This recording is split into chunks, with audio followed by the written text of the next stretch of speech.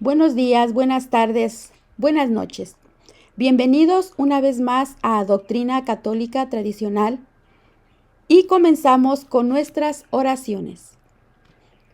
Pater noster qui es in celis, sanctificetur nomen tuum, adveniat regnum tuum, fiat voluntas tua, sicut in cielo et in terra.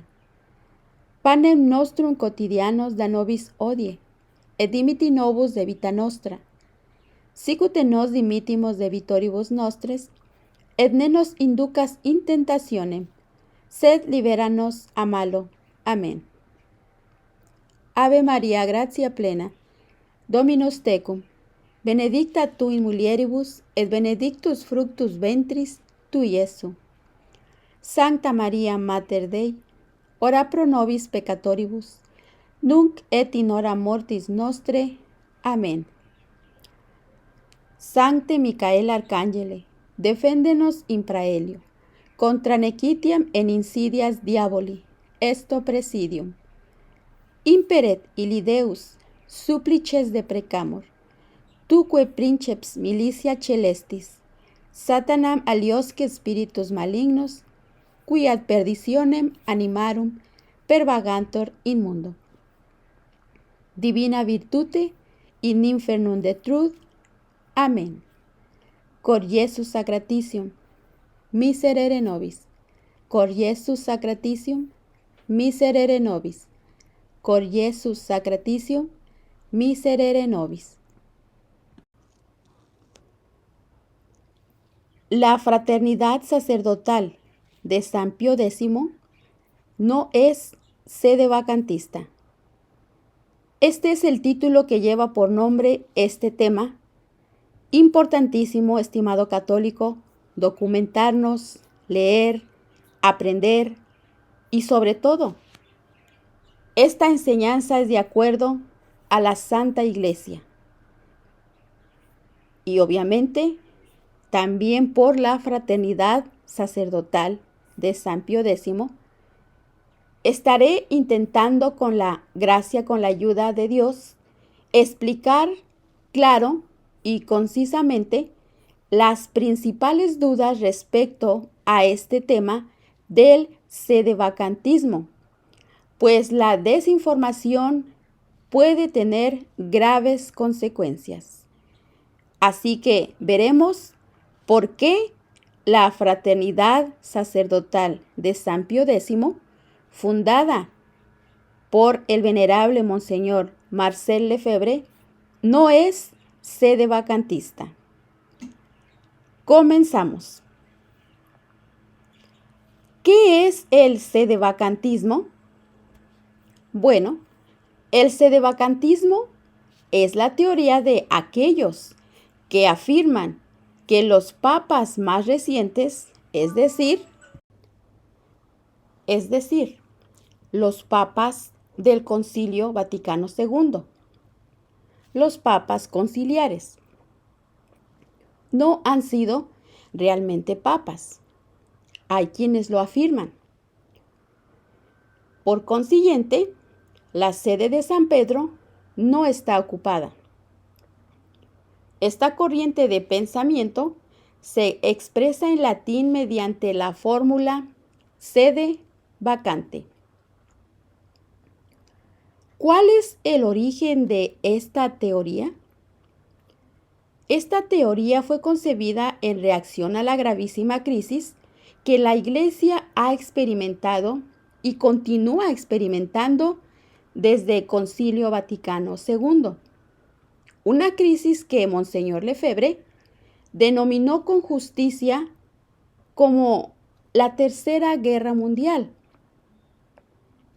La causa principal de esta crisis ha sido la negligencia de los pontífices romanos, quienes enseñan o permiten que se difundan graves errores que tienen que ver con el ecumenismo, la libertad religiosa, la colegialidad de los obispos, etc. Los sedevacantistas creen que un verdadero papa no puede ser responsable de una crisis de este tipo y en consecuencia no los consideran como papas reales. Una pregunta. ¿Están los sedevacantistas de acuerdo entre sí? No, por el contrario, existen muchas posturas diferentes.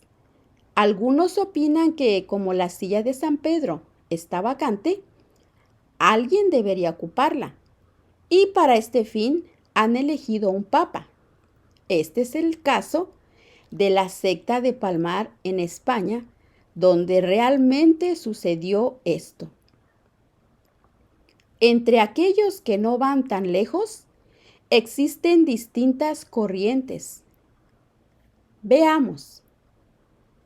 Algunos creen que el actual papa es un antipapa. Otros que solo es el papa parcialmente. Es decir, un papa materialiter, pero no formaliter. Algunos sedevacantistas consideran su postura como una opinión posible y aceptan recibir los sacramentos de manos de sacerdotes no sedevacantistas, mientras que otros llamados ultra por el padre Cauchy piensan que se trata de una cuestión de fe y se rehúsan a asistir a las misas donde los sacerdotes rezan por el Papa. Pero lo que sí es común entre todos los sedevacantistas es que no están de acuerdo en que se rece públicamente por el Papa. ¿Qué significa que el Papa sea materialiter? Veamos. La principal dificultad del sedevacantismo radica en explicar cómo es posible que la Iglesia pueda seguir existiendo de forma visible, entre paréntesis, pues ha recibido la promesa de nuestro Señor de que perdurará hasta el fin del mundo. Si se le despoja de su cabeza, los partidarios de la llamada tesis Casicacium han ideado una solución bastante astuta. Ellos dicen, el actual papa fue designado válidamente como papa, pero no recibió la autoridad papal porque existe un impedimento interno, es decir, la herejía. Entonces, de acuerdo a la teoría, el Papa puede actuar en ciertos modos para el bien de la Iglesia, como, por ejemplo, para designar cardenales, quien a su vez son cardenales materialiter, pero no es realmente Papa. Aquí entendemos lo que significa para ellos que el Papa sea materialiter. Siguiente pregunta. ¿Qué hay que pensar de esta solución? Para empezar, esta solución no está basada en la tradición, muy importante, hermano católico. Aquellos teólogos como San Cayetano, San Roberto Belarmino, San Juan de Santo Tomás, etc., han analizado la posibilidad de un papa herético. Nunca concibieron una teoría de este tipo.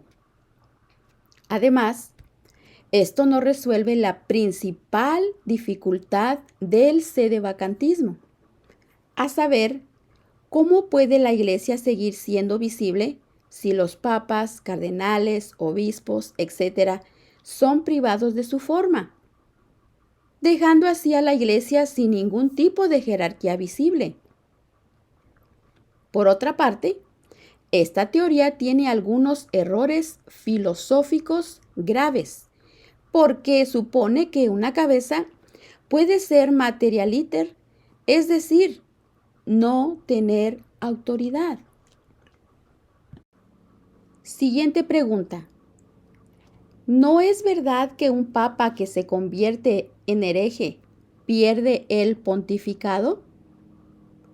San Roberto Belarmino dice que un papa que se convierte en hereje de manera formal y lo manifiesta, perdería el pontificado.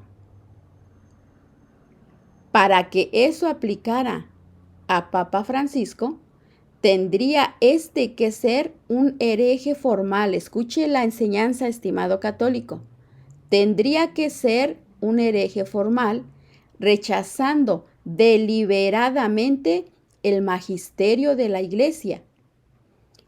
Y esta herejía formal tendría entonces que ser abierta y manifiesta. Pero si lo que Papa Francisco hace es expresar frecuentemente afirmaciones o declaraciones heréticas que conducen a la herejía, entonces no puede demostrarse tan fácilmente que rechaza conscientemente algún dogma de la Iglesia. Y mientras no existan pruebas contundentes, lo más prudente es abstenerse de juzgar. Esta fue la línea de conducta que siguió Monseñor Lefebvre. Muy importante, estimado oyente, tener en cuenta lo que se acaba de compartir. Continuamos con las preguntas. Si un católico estuviera seguro de que Papa Francisco es un hereje formal y manifiesto, ¿debería entonces concluir que ya no es papa? Muy interesante la pregunta. No, no debería, porque de acuerdo a la opinión común, o incluso a la opinión más común de Villard, los teólogos creen que incluso un papa herético puede seguir ejerciendo el papado.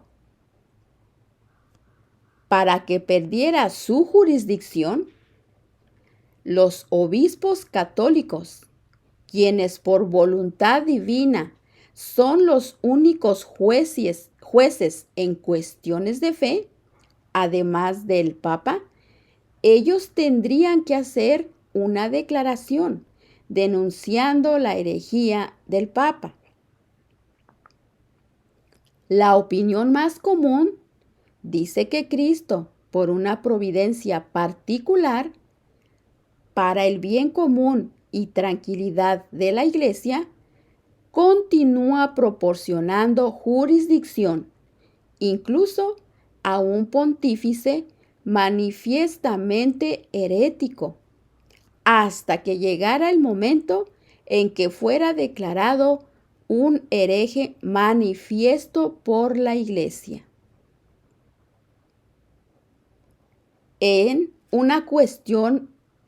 realmente una cuestión muy delicada y grave, y no es prudente ir en contra de la opinión común. Siguiente pregunta. ¿Cómo puede ser que un hereje que ha dejado de ser miembro de la Iglesia sea su líder o cabeza? Interesante pregunta. El padre Dominico Garrigou-Lagrange, basándose en Villard para su razonamiento, explica en su tratado de Verbo Incarnato, página 232, que un papa herético, aunque ya no sea miembro de la Iglesia, puede seguir siendo su cabeza, porque lo que es imposible en el caso de una cabeza física es posible, aunque anormal, para una cabeza moral secundaria. La razón de esto es que, mientras que una cabeza física no puede ejercer ningún tipo de influencia en los miembros sin recibir el influjo vital del alma, una cabeza moral, como lo es el pontífice romano, puede ejercer jurisdicción sobre la Iglesia, incluso aunque no reciba del alma de la Iglesia ningún influjo de fe o caridad interior. En resumen, el Papa es constituido un miembro de la Iglesia por su fe personal, misma que puede perder, pero es la cabeza de la Iglesia visible por la jurisdicción y autoridad que ha recibido. Y éstas pueden coexistir con su propia herejía. Enseñanza de la Iglesia Católica, estimado oyente. Los sedevacantistas basan su postura en la Constitución Apostólica Cum Ex Apostolatus del Papa Paulo IV, año 1555-1559. Pero algunos estudios han demostrado que esta Constitución perdió su validez legal cuando se promulgó el Código de Derecho Canónico de 1917.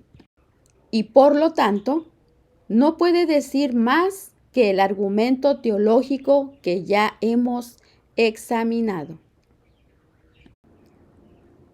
En efecto, los sedevacantistas creen, hablando generalmente, que la enseñanza del concilio debió haber estado cubierta por la infalibilidad del magisterio ordinario y universal, y por lo tanto no debería contener ningún error.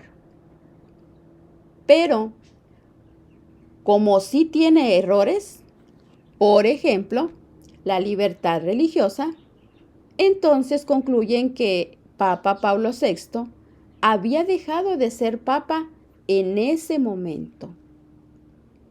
En realidad, si se aceptara este argumento, se tendría que decir que toda la Iglesia Católica desapareció. Entonces también, y que las puertas del infierno prevalecieron contra ella, porque la enseñanza del magisterio ordinario y universal es la misma que la de los obispos, la misma que la de toda la Iglesia. Y esto no es así, por enseñanza de la Iglesia.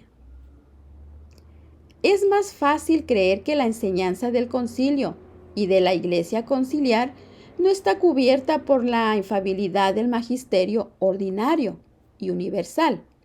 Las razones de lo anterior están explicadas en el artículo del padre Pierre Marie sobre la autoridad del concilio que apareció en Cel de la Terra, página 32 al 63. Uno de los argumentos que ahí se exponen consiste en demostrar que el concilio no presenta sus enseñanzas como necesarias para la salvación, lo cual es lógico, ya que ellos que profesan esto creen que es posible salvarse sin la fe católica. Muy grave. Como esta enseñanza no se impone con autoridad, pues no está cubierta por la garantía de la infalibilidad.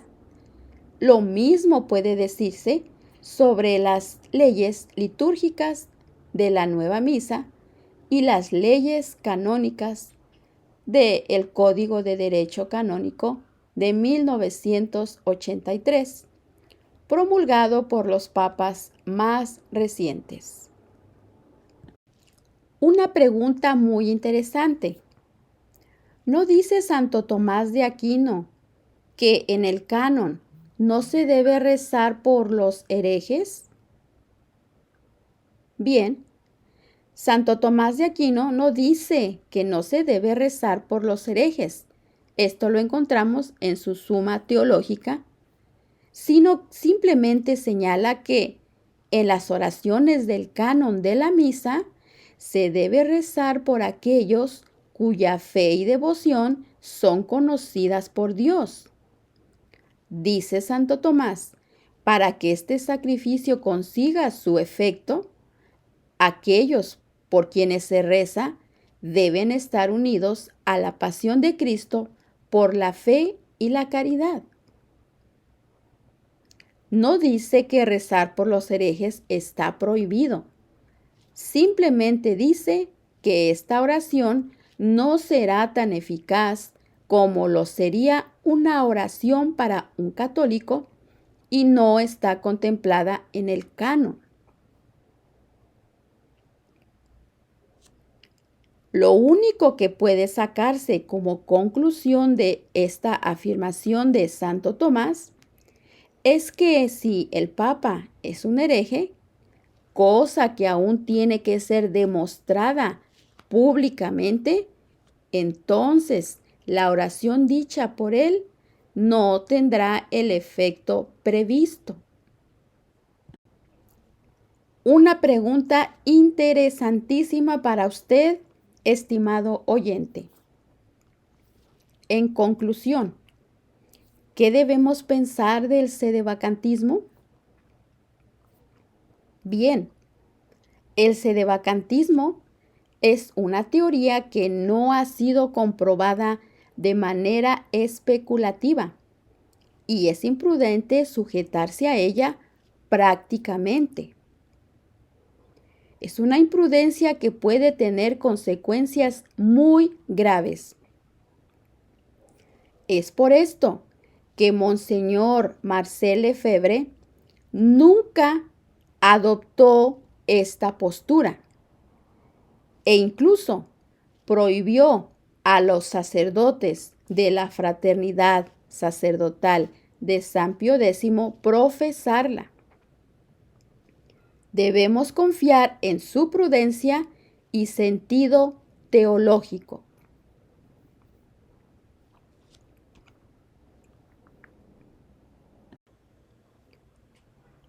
El padre Muñoz señala que ningún santo en la historia de la Iglesia ha sido sedevacantista, aun cuando ha habido un gran número de ellos que se resistieron abierta y enérgicamente a los errores de un papa.